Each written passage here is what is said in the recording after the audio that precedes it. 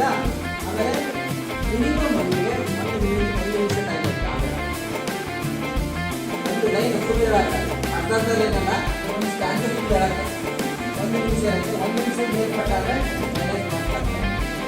Okay. ಆಮೇಲೆ ಆಮೇಲೆ ನೀವು ಸ್ಟಾರ್ಟ್ ಮಾಡಿರಪ್ಪ ನೆಕ್ಸ್ಟ್ ಬಂದಾಗ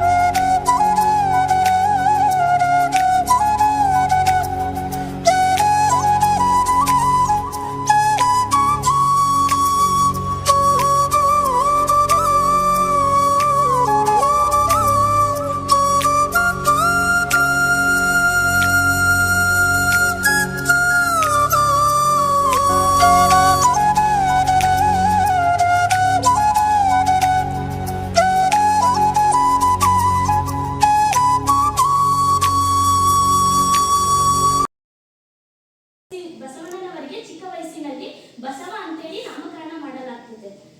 ತದನಂತರದಲ್ಲಿ ಬಸವಣ್ಣನವರು ಕೂಡಲ ಸಂಗಮದಲ್ಲಿ ಹಿಂದೂ ದೇವಾಲಯದಲ್ಲಿ 12 ವರ್ಷಗಳ ಕಾಲ ಅಧ್ಯಯನವನ್ನ ನಡೆಸ್ತಾರೆ.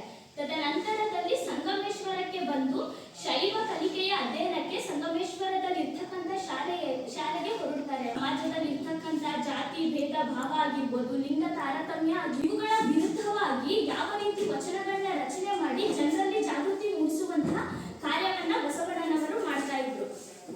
ಇನ್ನು ಇವತ್ತಿನ ಏನು ಕಾಂಪಿಟೇಷನ್ ಇದ್ದಾರೆ ಇದಕ್ಕೆ ಭಾರತ ಸ್ಪರ್ಧೆ ಕರ್ನಾಟಕ ಸಾಹಿತ್ಯದ ಸಾಂಸ್ಕೃತಿಕ ನಾಯಕ ಬಸವಣ್ಣ ಈ ಟಾಪಿಕ್ ಯಾಕೆ ಬಂತಪ್ಪ ಅಂದ್ರೆ ಜನವರಿ 2024 8ನೇ ತಾರೀಕು ಇದು ಮಠಾಧೀಶರು ಲಿಂಗಾಯತ ಸಮುದಾಯದ ಮಠಾಧೀಶರಾಗಿರ್ಬೋದು ಸ್ವಾಮೀಜಿಗಳು ಒಂದು ದೂರ ನಿಂತಾರೆ. ಕರ್ನಾಟಕ ಇದಕ್ಕೆ ಮನವಿ ಪತ್ರ ಕರ್ನಾಟಕ ರಾಜ್ಯ ಸರ್ಕಾರಕ್ಕೆ ಏನಪ್ಪ ಅಂದ್ರೆ ಪಸಿಕನ ತಾರತಮ್ಯ ಹೆಣ್ಣು ಮತ್ತು ಗಂಡು ಮೇಲೂ ಕೇಳಲ್ಲ ತಾರತಮ್ಯನ ಹೋಗಲಾಡಿಸಬೇಕು ಮತ್ತು ಜಾತಿ ಇಲ್ಲದ ಸಮಾಜವನ್ನು ಸೃಷ್ಟಿಸಬೇಕು ಅನ್ನೋದು ಬಸವಣ್ಣನವರ ಒಂದು ಆದರ್ಶ ಗುರಿಯಾಗಿದ್ದರಿಂದ ಬಸವಣ್ಣನವರನ್ನ ಸಾಮಾಜಿಕ ನಾಯಕರನ್ನಾಗಿ ಮಾಡಬೇಕು ಅನ್ನೋ ಒಂದು ಹಿತದೃಷ್ಟಿಯಿಂದ ಜನವರಿ 18ನೇ ತಾರೀಕಂದು 2024ರಂದು ಕರ್ನಾಟಕ ರಾಜ್ಯ ಸರ್ಕಾರ ಬಸವಣ್ಣನವರನ್ನ ಕರ್ನಾಟಕ ಸಾಹಿತ್ಯ ಸಾಂಸ್ಕೃತಿಕ ನಾಯಕ ಬಸವಣ್ಣನವರಂತ ಘೋಷಣೆ ಮಾಡಿ ಎಲ್ಲಾ ಸರ್ಕಾರಿ ಕಚೇರಿಗಳಲ್ಲೂ ಕಡ್ಡಾಯವಾಗಿ ಬಸವಣ್ಣನವರ ಫೋಟೋ ಏನು ಇರುತ್ತೆ ಭಾವಚಿತ್ರವನ್ನು ಇಡಬೇಕಂತ ಅವತ್ತಿಂದ ಕಡ್ಡಾಯ ಮಾಡ್ತೀವಿ. ಹಾಗಾಗಿ ಆದ್ರೆ ಬಸವಣ್ಣವರು ನುಡಿದಂತೆ ನಡೆದರು. ಅಷ್ಟೇ ಅಲ್ಲ, ಕಾಯಕ ದಾಸೋಹ ಜಂಗಮದಂತಹ ತತ್ವಗಳನ್ನು ನಮಗೆ ಬೋಧಿಸಿದರು. ಹಾಗೆ ಬಸವಣ್ಣನವರ ಬಾಲ್ಯ ಹಾಗೂ ಅವರ ಸಾಧನೆ ಬಗ್ಗೆ ನನ್ನ ಪ್ರತಿಸ್ಪರ್ಧಿಗಳು ಹೇಳಿದ್ದಾರೆ. ಸ್ಥಾಪನೆ ಮಾಡಬೇಕು ಅಂದ್ರೆ ಇಬ್ಬರು ವ್ಯಕ್ತಿಗಳು ಪ್ರಮುಖರಾಗ್ತಾರೆ. ಒಬ್ಬ ಕೇಂದ್ರ ಬಿಂದು ಇರಬೇಕು, ಇನ್ನೊಬ್ಬ ಜನರನ್ನ ಆಕರ್ಷಿಸುವ ಶಕ್ತಿ ಇರಬೇಕು. ಆ ಕೇಂದ್ರ ಬಿಂದುವಾಗಿ ಆ ಅನುಭವ ಮಟ್ಟದ ಶಿಖರವಾಗಿ ಅಲ್ಲಮ ಪ್ರಭುರು ಇರ್ತಾರೆ. ಹಾಗೆ ಇವರು ಜನರನ್ನ ಅಂದ್ರೆ ಶರಣರನ್ನ ಆ ಅನುಭವ ಮಟ್ಟಕ್ಕೆ ತರುವ ಪ್ರಯತ್ನದಲ್ಲಿ ಬಸವಣ್ಣವರು ಇರ್ತಾರೆ. ಒಂದಿನ ಏನಾಗುತ್ತಪ್ಪ ಅಂದ್ರೆ ಈಗ ಅದನ್ನ ಪ್ರಜಾಪ್ರಭುತ್ವ ಅಂತಾನೆ ಕರೀತಿದ್ರು ನಿಜ. ಈಗಿನ ಪ್ರಜಾಪ್ರಭುತ್ವಕ್ಕೂ ಆಗಿನ ಪ್ರಜಾಪ್ರಭುತ್ವಕ್ಕೂ ಒಂದು ಸಣ್ಣ ಹೊಂದಾಣಿಕೆ. ಶರಣರಲ್ಲಿ ಕೂಡ ರತ್ನವಂತಹ ಶರಣರು ಇರ್ತಾರೆ ಅಂತ ಆ ಅಕ್ಕಮಹಾದೇವಿಯನ್ನ ಜಗತ್ತಿಗೆ ರತ್ನ ಅಂತ ಪರಿಚಯದಕ್ಕೋಸ್ಕರ ಆ ಪರೀಕ್ಷೆ ಕೈಗೊಳ್ತಾರೆ. ಮಲಗಿದ್ದೆ ಕನಸಿನಾಗ ಅವಾಗ ಹೆಣವಾಗಿದ್ದೆ, ಕನಸಿನಲ್ಲಿ ಕರೆದು ಎಚ್ಚರಗೊಂಡಾಗ ಸತ್ತ ಹೆಣ ಕೈಬೀಸಿ ಕರೆದುಂಟಯ್ಯ, ಬಚ್ಚಿಟ್ಟ ಬಯಕೆ ಬಾಯೆಂದು ಕರೆದುಂಟು. ಹಾಗೆ ಹೆಪ್ಪಿಟ್ಟ ಹಾಲು ಮೊಸರಾಗಿ ತುಪ್ಪವಾಗಿ ನಾಲಿಗೆಗೆ ಸಿಹಿಯನ್ನ ಒದಗಿಸಿದ್ದು ಉಂಟು. ಈ ರೀತಿ ಹೇಳಿದಾಗ ಅಲ್ಲಮ ಪ್ರಭು ಅವಳ ಭಕ್ತಿ ಜ್ಞಾನವನ್ನ ಅವಳ ಒಂದು ಆಧ್ಯಾತ್ಮಿಕತೆಯ ಏನೆಂದರೆ ಕರ್ನಾಟಕದ ಸಾಂಸ್ಕೃತಿಕ ನಾಯಕನಾದ ಬಸವಣ್ಣ. ಭಾರತದ 12ನೇ ಶತಮಾನದಲ್ಲಿ ಕನ್ನಡದ ಒಬ್ಬ ತತ್ವಜ್ಞಾನಿ, ವಚನಕಾರರು, ಜಗಜ್ಯೋತಿ, ಭಕ್ತಿ ಭಂಡಾರಿ ಎಂದು ಪ್ರಸಿದ್ಧರಾದ ಬಸವಣ್ಣನವರು ಕರ್ನಾಟಕದ ಬಿಜಾಪುರ ಜಿಲ್ಲೆಯ ಇಂಗಳೇಶ್ವರ ಗ್ರಾಮದಲ್ಲಿ ಜನಿಸಿದರು. ಇಂಗಳೇಶ್ವರ ಗ್ರಾಮ ಎಂದರೆ ಬಸವಣ್ಣನವರ ತಾಯಿಯ ತವರೂರಾದ ಇಂಗಳೇಶ್ವರ ಗ್ರಾಮವಾಗಿದ್ದು ಅದು ಈಗಿನ ಬಸವನ ಬಾಗೇವಾಡಿಯಾಗಿದೆ. ಮಾದರಸ ಮಾದಲಾಂಬಿಕೆ ಎಂಬ ಶೈವ ದಂಪತಿಗಳ ಸುಪುತ್ರನಾಗಿ ಕ್ರಿಸ್ತಶಕ ಸುಮಾರು 1131ರಲ್ಲಿ ಬಸವಣ್ಣನವರು ಜನಿಸಿದರು. ಬಸವಣ್ಣನವರ ಕುಟುಂಬ ಯಾವ ರೀತಿ ಇತ್ತೆಂದರೆ ಸಜ್ಜನಿಕ, ಉದಾರತೆ ಹಾಗೂ ಅತ್ಯಂತ ಸರಳ, ಸಜ್ಜನಿ ಮತ್ತು ಶಾಸ್ತ್ರ ಪಾರಂಗತವಾಗಿತ್ತು. ಬಸವಣ್ಣನವರ ತಾಯಿ ಮಾದಲಾಂಬಿಕೆ ಅತಿ ದೇವರಲ್ಲಿ ಮತ್ತು ಧರ್ಮಾಚರಣೆಯಲ್ಲಿ ಶ್ರದ್ಧೆ, ನಿಷ್ಠೆ ಉಳ್ಳವರಾಗಿದ್ದರು. ಅಷ್ಟೇ ಅಲ್ಲ, ಬಸವಣ್ಣನವರು ಯಾವಾಗಲೂ ನ್ಯಾಯ, ನಿಷ್ಠುರ, ಸತ್ಯ, ಸಂಧತೆ, ತನು ಮನ ಶುದ್ಧೀಕರಣ, ಜ್ಞಾನ ಸಂಪಾದನೆ ಜೊತೆಗೆ ಹಿಂಸೆಗೆ ಅಸ್ಪದೆಯುತ್ತಿರಲಿಲ್ಲ. ಜ್ಞಾನದ ಬಲದಿಂದ ಅಜ್ಞಾನದ ಕೇಡು ಎಂದು ಬಗೆದವರಾಗಿದ್ದರು. ಬಸವಣ್ಣನವರು ಸುಮಾರು 8 ವರ್ಷದವರಿದ್ದಾಗ ಅವರ ಮನೆಯಲ್ಲಿ ಅವರ ತಂದೆ ತಾಯಿ ಅವತ್ತಿನ ಹಾರದಂತಿರಬೇಕು, ನುಡಿದರೆ ಮಾಣಿಕ್ಯದ ದೀಪ್ತಿಯಂತಿರಬೇಕು, ನುಡಿದರೆ ಸ್ಫಟಿಕದ ಶಲಾಕೆಯಂತಿರಬೇಕು, ನುಡಿದರೆ ಲಿಂಗ ಮೆಚ್ಚಿ ಔದವತೆನಬೇಕು, ನುಡಿಯೊಳಗಾಗಿ ನಡೆಯುತ್ತಿದ್ದರೆ ಕೂಡಲ ಸಂಗಮ ದೇವನೆಂದೊಲಿವನಯ್ಯ ಎಂದು ಜನಸಾಮಾನ್ಯರಿಗೆ ಅರ್ಥವಾಗುವ ರೀತಿಯಲ್ಲಿ ಹಾಗೂ ಅತ್ಯಂತ ಸರಳ ಅಚ್ಚ ಕನ್ನಡದ ರೀತಿಯಲ್ಲಿ ಈ ಬಸವಣ್ಣನವರು ವಚನಗಳನ್ನು ರಚಿಸುತ್ತಾರೆ. ಈ ಬಸವಣ್ಣನ ಬಿಜ್ಜಳ ಅರಸರ ಮಂತ್ರಿಯಾದ ಬಲದೇವನ ಮಗಳಾದ ಗಂಗಾಂಬಿಕೆಯನ್ನ ಮದುವೆಯಾಗಿ ಗೃಹಸ್ಥಾಶ್ರಮಕ್ಕೆ ಕಾಲಿಟ್ಟರು. ನಂತರ ಕೂಡಲ ಸಂಗಮದಿಂದ ಮೇಗಳವೆಡೆಗೆ ಇವರು ತೆರಳುತ್ತಾರೆ. ಅಲ್ಲಿ ರಾಜರ ಒತ್ತಾಯಕ್ಕೆ ಮಣಿದು ಸಿದ್ದರಸನ ಮಗಳಾದ ನೀಲಾಂಬಿಕೆ ಅಥವಾ ಮಾಯಾದೇವಿಯನ್ನ ವಿವಾಹವಾದರು. ಬಸವಣ್ಣನವರು ಸುಮಾರು 20ನೇ ವಯಸ್ಸಿನಲ್ಲಿದ್ದಾಗ ಎಲ್ಲರಿಗೂ ಮಧ್ಯಾಹ್ನದ ಶುಭೋದಯ. ಇಂದಿನ ಚರ್ಚಾ ಸ್ಪರ್ಧೆ ವಿಷಯ ಬಂದಿರುವುದೇನೆಂದರೆ ಏಕರೂಪ ನಾಗರಿಕ ಸಂಹಿತೆ ಅಗತ್ಯವೇ? ನಾನು ಅಗತ್ಯ ಎಂದು ಪರವಾಗಿ ಮಾತನಾಡುತ್ತಿದ್ದೇನೆ. ಎಲ್ಲರಿಗೂ ಒಂದೇ ತರನಾದ ಕಾನೂನು ಇದೆ. ಹೇಗಪ್ಪ ಅಂದ್ರೆ ಬೌದ್ಧರಿಗೆ, ಸಿಖ್ಖರಿಗೆ, ಮುಸ್ಲಿಮರಿಗೆ, ಹಿಂದೂಗಳಿಗೆ ಎಲ್ಲರಿಗೂ ಕೂಡ ಒಂದೇ ತರನಾದ ಕಾನೂನು ಇದೆ. ಆದ್ದರಿಂದ ಇದರ ಸಮಸ್ಯೆ ಇಲ್ಲ. ವೈಯಕ್ತಿಕ ಮತ್ತು ದತ್ತು ಮಕ್ಕಳನ್ನ ಪಡೆಯುವುದು ಹೆಣ್ಣು ಮಕ್ಕಳ ಹಕ್ಕು ಇಷ್ಟು ಇದೆ. ಇದರಲ್ಲಿಯೂ ಕೂಡ ಈ ಕೋರ್ಟಿನ ಮೂಲಕವೇ ನ್ಯಾಯವನ್ನು ದೊರಕಿಸಿಕೊಡಬೇಕು ಎನ್ನುವುದು ಈ ಯೂನಿಫಾರ್ಮ್ ಸಿವಿಲ್ ಕೋಡಿನ ಒಂದು ಉದ್ದೇಶವಾಗಿತ್ತು. ಅಂದ್ರೆ ಇಲ್ಲಿ ನಾವು ಒಂದು ಭಾರತ ದೇಶದಲ್ಲಿ ಇದ್ದೀವಿ. ಭಾರತ ದೇಶದ ಏಕೀಕರಣ ಆಗ್ಬೇಕು. ಯಾಕಂದ್ರೆ ನಮ್ಮ ಕರ್ನಾಟಕ ಮೊದಲು ಏಕೀಕರಣವಾಗಿರಲಿಲ್ಲ. ಮೈಸೂರು ರಾಜ್ಯ ಆದಾಗೂ ಕೂಡ ಹೀಗಾಗಿತ್ತು. ಒಂದು ರಾಜ್ಯ ಅಂತ ಬಂದಾಗ ನಾವೆಲ್ಲರೂ ಒಟ್ಟಾಗಿದ್ರೆ ಮಾತ್ರ ಒಂದು ಏನಾದ್ರೂ ನಾವು ಒಗ್ಗಟ್ಟಿನಲ್ಲಿ ಬಲವಿದೆ ಅನ್ನೋ ಮಾತಿನಂತೆ ಒಗ್ಗಟ್ಟಿನಲ್ಲಿ ಕೂಡಿದಾಗ ಮಾತ್ರ ಒಂದು ರಾಜ್ಯ ಉನ್ನತಿಕೆಯಲ್ಲಿ ಹೋಗುತ್ತದೆ, ಒಂದು ರಾಷ್ಟ್ರ ಉನ್ನತಿಕೆ ಮಟ್ಟವನ್ನು ಏರುತ್ತದೆ ಎನ್ನುವುದರ ಸಲುವಾಗಿಯೇ ಈ ಕಾನೂನನ್ನು ತರುವ ಯೋಚನೆ ಮಾಡಿದ್ರು. ಈ ಯೋಚನೆ ಈಗಿಂದಾಗಲಿ ಅಥವಾ ಒಂದು 10-20 ವರ್ಷದಾಗಲಿ ಅಲ್ಲ.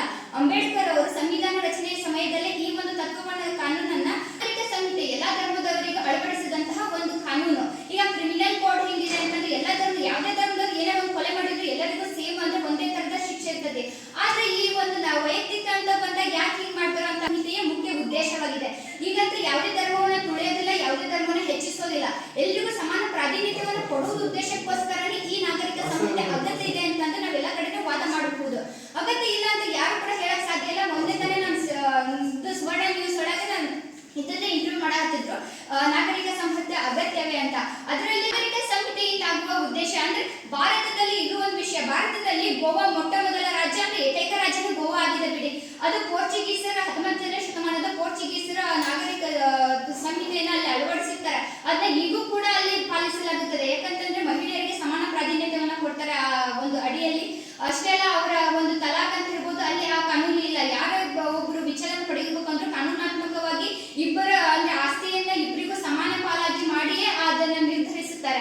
ಅದಕ್ಕೋಸ್ಕರ ನಮಗೆ ಏಕರೂಪ ಇದರ ಬಗ್ಗೆ ಅರ್ಥವನ್ನ ಮಾಡಿಕೊಂಡವರು ಅಷ್ಟೇ ಅಲ್ಲ, ಈ ನಾಗರಿಕ ಸಂಹಿತೆ ಅಂದ್ರೇನು ಅಂತ ತಿಳ್ಕೊಂಡವರು ಯಾವುದೇ ಕಾರಣಕ್ಕೂ ವಿರೋಧ ಮಾಡೋಲ್ಲ. ಅಷ್ಟೇ ಅಲ್ಲ,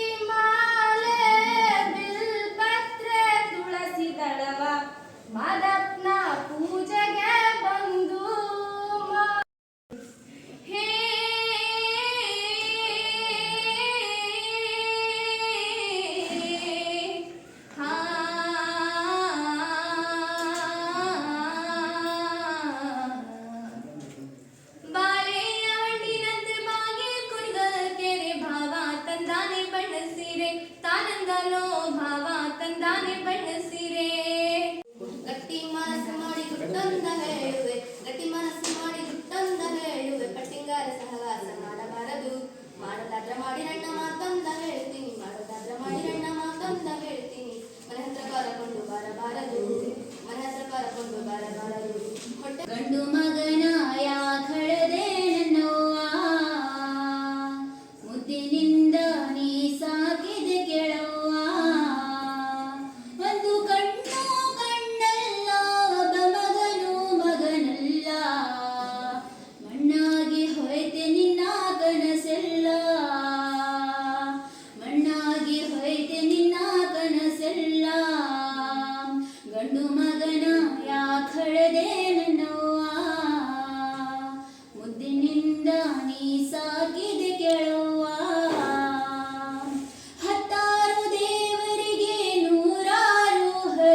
ಪಟ್ಟಿ ಪಡೆದೆನಿ ತಾಯಂಬ ಹಿರಿದಾದ ಹಣೆಯ ಪಟ್ಟಿ ಹತ್ತಾರು ದೇವರಿಗೆ ನೂರಾರು ಹರಕೆ ಕಟ್ಟಿ ಪಡೆದೆನಿ ತಾಯಂಬ ಹಿರಿದಾದ ಹಣೆಯ ಪಟ್ಟಿ ಆ ವೇಳೆಗೆ ವಿಧಿ ನಿನ್ನ ಮಾಡಿತು ಇದುವೆ ಆ ವೇಳೆಗೆ ವಿಧಿ ನಿನ್ನ ಮಾಡಿತು ಇದುವೆ ಒಂಟಿಯಾದೆ ಬಾಳಲ್ಲಿ ನೀ ವಿಧಿಯಾಟ